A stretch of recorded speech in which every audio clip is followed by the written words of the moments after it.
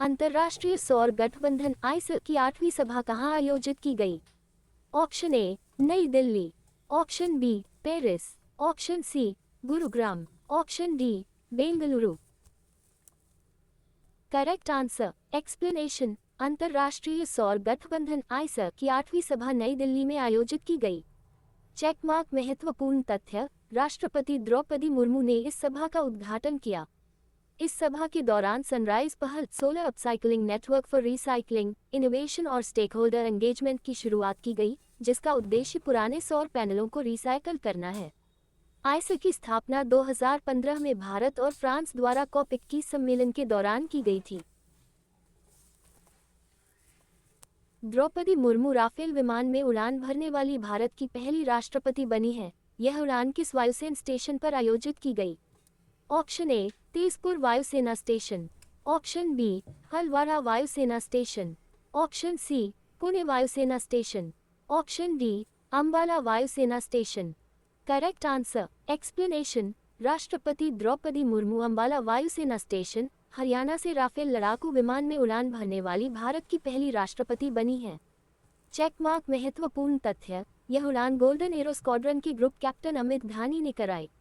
इससे पहले राष्ट्रपति द्रौपदी मुर्मू 2023 में असम के तेजपुर वायुसेना स्टेशन से सुखोई 30 MKI लड़ाकू विमान में भी उड़ान भर चुकी हैं। केंद्र सरकार ने कौन से केंद्रीय वेतन आयोग के गठन को मंजूरी दी है? ऑप्शन ए 7वें, ऑप्शन बी 8वें, ऑप्शन सी 9वें। Correct answer explanation. केंद्र सरकार ने 8वें केंद्रीय वेतन आयोग के गठन को मंजूरी दी है। चेकमार्क महत्वपूर्ण तथ्य, इस आयोग की अध्यक्षता पूर्व सुप्रीम कोर्ट न्यायाधीश रंजना प्रसाद देसाई करेगी। यह आयोग लगभग 50 लाख सरकारी कर्मचारियों और 69 लाख पेंशन भोगियों की वेतन और भत्तों की समीक्षा करेगा। इस आयोग को 18 महीने के भीतर अपनी रिपोर्ट जमा करनी होगी। राष्ट्रीय एकता दिवस किसकी जयंती के रूप में मनाया जाता है? Option A Mahatma Gandhi, option B Jawaharlal Nehru, option C Sardar Vallabhbhai Patel, option D Bhimrao Ambedkar. Correct answer explanation. राष्ट्रीय एकता दिवस हर साल 31 अक्टूबर को सरदार वल्लभभाई पटेल की जयंती के रूप में मनाया जाता है। चेकमार्क महत्वपूर्ण तथ्य, इस दिवस की शुरुआत 2014 में भारत सरकार द्वारा राष्ट्रीय एकता, अखंडता और विविधता में एकता की भावना को मजबूत करने के लिए की गई थी। सरदार पटेल 1947 से 1950 तक भारत के पहले उप प्रधानमंत्री और गृह मंत्री थे और उन्होंने भारतीय रियासतों के एकीकरण में महत्वपूर्ण भूमिका निभाई थी। भारत ने 77वें गणतंत्र दिवस के मुख्य अतिथि के रूप में किसे आमंत्रित किया है? ऑप्शन ए यूरोपीय संघ के नेतृत्व को, ऑप्शन बी अमेरिकी राष्ट्रपति को, ऑप्शन सी फ्रांस के राष्ट्रपति को, ऑप्शन डी जापान के प्रधानमंत्री को। Correct answer explanation. भारत ने 77वें गणतंत्र दिवस के मुख्य अतिथि के रूप में पहली बार यूरोपीय संघ के नेतृत्व को आमंत्रित किया है। चेकमार्क महत्वपूर्ण तथ्य, इस बार गणतंत्र दिवस पर मुख्य अतिथि यूरोपीय आयोग की अध्यक्ष उर्सुला वॉन डेर लेयन और यूरोपीय परिषद के अध्यक्ष एंटोनियो कोस्टा होंगे। यूरोपीय आयोग यूरोपीय संघ का कार्यकारी अंग है, जबकि यूरोपीय परिषद मुख्य नीतियों पर निर्णय लेती है। निम्न में से किस देश के आर्कियोलॉजिस्ट्स ने दिलमुन सभ्यता का 4000 साल पुराना मंदिर खोजा है? Option A Saudi Arab, option B Kuwait, option C Oman, option D Qatar. Correct answer explanation. Kuwait के खाड़ी क्षेत्र में स्थित फेलाका द्वीप पर 4000 वर्ष पुराने ब्रॉन्ज एज ईरा के एक मंदिर की खोज की गई है। चेकमार्क महत्वपूर्ण तथ्य, इस मंदिर का संबंध दिलमुन सभ्यता से है जो 2500 ईसा पूर्व से 1600 ईसा पूर्व के बीच बहरीन, कुवैत और पूर्वी सऊदी अरब के इलाके में थी।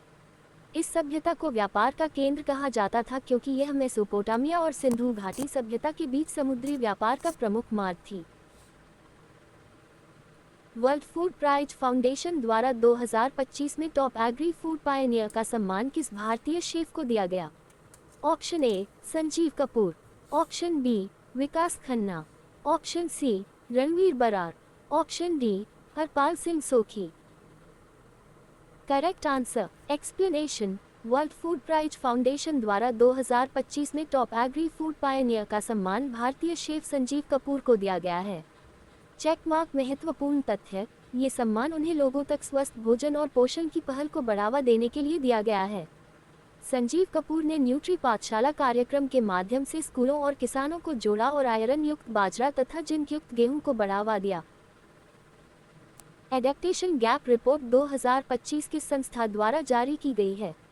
ऑप्शन ए विश्व बैंक, ऑप्शन बी संयुक्त राष्ट्र पर्यावरण कार्यक्रम UNEP, ऑप्शन सी विश्व स्वास्थ्य संगठन, ऑप्शन डी अंतर्राष्ट्रीय मुद्रा कोष।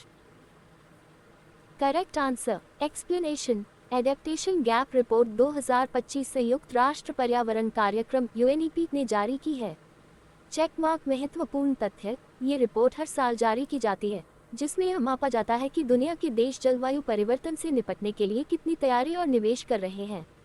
रिपोर्ट के अनुसार विकासशील देशों के लिए जलवायु अनुकूलन की लागत बहुत तेजी से बढ़ रही है। अमेज़न फेस परियोजना किस देश में शुरू की गई है? Option A Peru, option B Colombia, option C Brazil, option D Bolivia. Correct answer explanation, Amazon face 3 CO2 enrichment परियोजना ब्राजील द्वारा शुरू की गई है। चेक मार्क महत्वपूर्ण तथ्य, ये प्रोजेक्ट ब्राजील के अमेज़न वर्षावन क्षेत्र के पास मनास में लगाई गई है। इस परियोजना का उद्देश्य ये समझना है कि अमेज़न जैसे उष्णकटिबंधीय वर्षावन भविष्य में बढ़े हुए CO2 स्तरों, तापमान वृद्धि, सूखे और आर्द्रता बदलने की स्थिति में कैसे प्रतिक्रिया देंगे। केंद्र सरकार ने रबी 2025 फसल सत्र के लिए किसानों को कुल कितनी उर्वरक सब्सिडी देने का निर्णय लिया है? ऑप्शन ए 37,952 करोड़ रुपए, ऑप्शन बी 42,500 करोड़ रुपए, ऑप्शन सी 28,750 करोड़ रुपए, ऑप्शन डी 35,000 करोड़ रुपए। करेक्ट आंसर एक्सप्लेनेशन, केंद्र सरकार ने रबी 2025 फसल सत्र के लिए किसानों को 37,952 करोड़ रुपए की उर्वरक सब्सिडी देने का निर्णय लिया है। चेक मार्क महत्वपूर्ण तथ्य, सरकार ने फास्फोरस P और सल्फर S पर सब्सिडी में वृद्धि की है, जबकि नाइट्रोजन N और पोटाश K पर सब्सिडी की दरें स्थिर रखी गई हैं। ये नई दरें 1 अक्टूबर 2025 से 31 मार्च 2026 तक प्रभावी रहेंगी।